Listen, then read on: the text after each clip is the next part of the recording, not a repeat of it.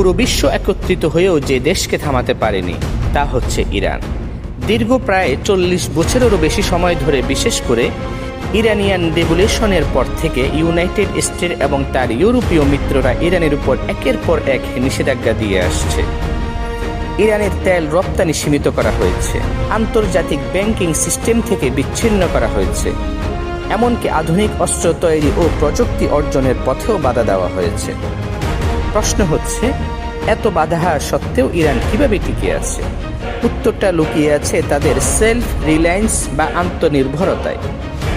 নিজেদের প্রযুক্তিতে তারা ড্রোন, ব্যালিস্টিক মিসাইল এবং প্রতিরক্ষা ব্যবস্থা তৈরি করেছে। বিশেষ করে তাদের মিসাইল প্রোগ্রাম আজ মধ্যপ্রাচ্যের সবচেয়ে শক্তিশালীদের মধ্যে একটি বলে ধরা হয়। বর্তমান শক্তি ও অবস্থান। আজকের দিনে ইরানের প্রভাব শুধু নিজের দেশে সীমাবদ্ধ না, তারা পুরো মধ্যপ্রাচ্যের রাজনৈতিক ও সামরিকভাবে প্রভাব বিস্তার করেছে। এমনকি ইসরায়েল এবং ইউনাইটেড স্টেটসের মতো শক্তিশালী দেশের সাথেও সরাসরি উত্তেজনার মধ্যে থেকেও তারা পিছিয়ে যায়নি। অনেকে মনে করেন ইরান এখন এমন এক পর্যায়ে পৌঁছেছে যেখানে সরাসরি যুদ্ধ মানে পুরো অঞ্চলের জন্য বড় ঝুঁকি। ইতিহাস কি বলে? ইতিহাসে তাকালেও দেখা যায় ইরান কখনো সহজে হার মানেনি। প্রাচীন পারস্য সাম্রাজ্য থেকে শুরু করে আধুনিক ইরান সব সময় তারা নিজেদের শক্ত অবস্থান ধরে রেখেছে।